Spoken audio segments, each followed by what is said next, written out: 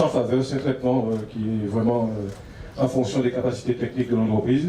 Donc là encore, je dis merci parce que c'est aussi un savoir-faire des Guadeloupéens et de la CNE. Et mieux encore, je voulais dans mon quartier, quand je suis de Baillé, et de concilier justement chaque Guadeloupéen et particulièrement le quartier de Rivière-des-Pères. Cela n'a pas été dans un contexte facile, ni économiquement, ni politiquement, mais là encore, nous, entreprises, on doit rester à l'extérieur.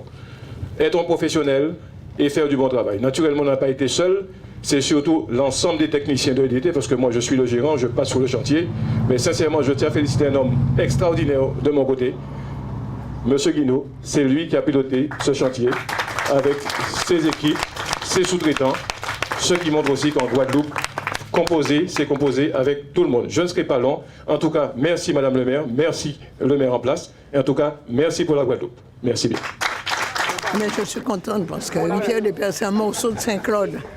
Donc, réhabiliter ce quartier, déshériter, en faire ce qu'on a fait, il y a encore d'autres choses à faire.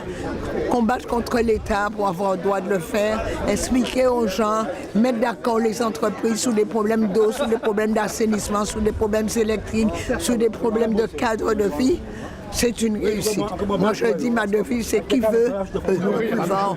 Et M. Chalus va le terminer parce que le boulevard permet de dégager Baïf vers Basse-Terre. Or, nous savons que le pont de Rivière-des-Pères est très fatigué. Il y a des gros camions. Donc, il faut refaire les deux voies et rejoindre Basse-Terre, c'est possible. Oui, je suis sévère parce que j'aime le travail bien fait.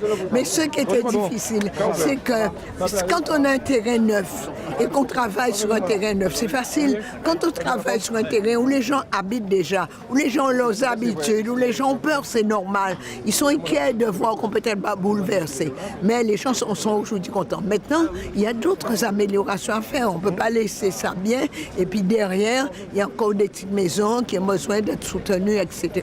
Il faut le faire doucement, en respectant la propriété des gens, l'occupation des gens, et il faut le faire aussi pour respecter un cadre de vie. Moi, vous savez, j'aime les challenges.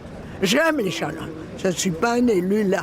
Par exemple, j'ai lancé un challenge sur l'eau, et vous êtes en train de vous rendre compte que j'avais raison de dire non, je ne prends pas un statut comme ça. Pour faire un statut, je veux qu'on fasse un statut dans l'intérêt des Guadeloupéens. Maintenant, je vous le dis, puisque vous êtes la presse, je prends plein de problèmes avec la préfecture. J'aurai l'occasion de faire une conférence de presse, mais je dis ici aux Guadeloupéens, la personne qui croit qu'on va me démolir intellectuellement n'est pas née.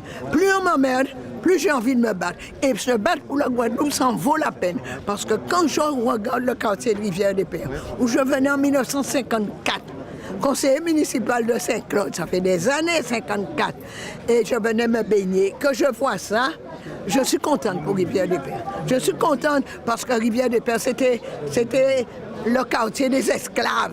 C'était le quartier abandonné. Nezouta a voulu à tout prix que Rivière-des-Pères soit réhabilitée. J'ai réalisé son rêve.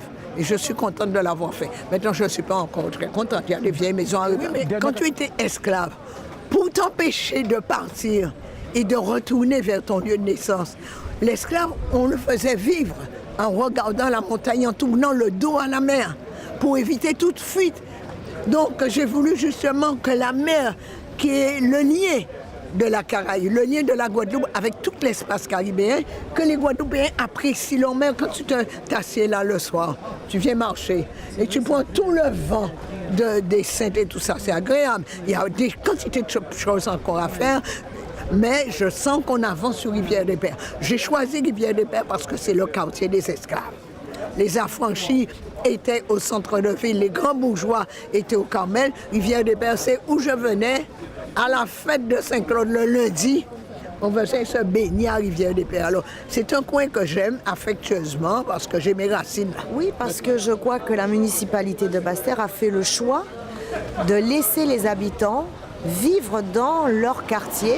Parce que vous êtes dans une zone rouge, vous êtes sur la zone des 50 pas géométrie, et à ce titre, l'État, la solution de facilité aurait été de déménager toutes ces personnes et de les installer plus loin dans des logements sociaux.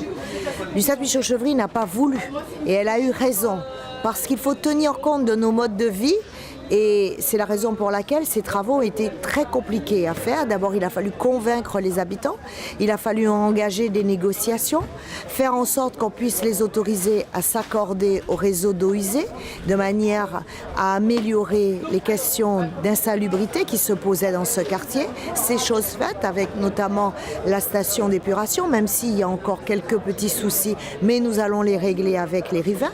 En tout cas, nous avons permis aux Bastériens qui habitent dans ce quartier de Rivière-des-Pères de s'approprier leur quartier et surtout de montrer que ce n'est pas un quartier défavorisé et qu'il fait bon vivre à Rivière-des-Pères. En tout cas, je suis très fière d'avoir été au bout de cette réalisation qui avait été engagée par Lucette Michaud-Chevry et très fière de l'inaugurer ce matin avec toute l'équipe de la municipalité de Basse-Terre. Vous savez, on connaît le tempérament de Lucette Michaud-Chevry, donc c'est normal, elle est dans son rôle de faire peser sur la deuxième vice-présidente du conseil régional les responsabilités qui sont les miennes.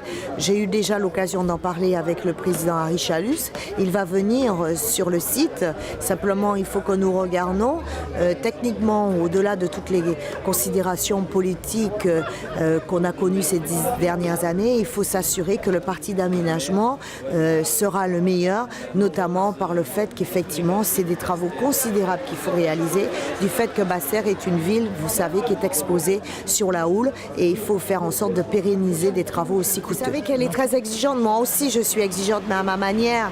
Il faut que les entreprises comprennent que par de telles réalisations, elles contribuent à avoir un carnet d'adresses important et de ce fait, elles participent aussi à développer l'activité économique.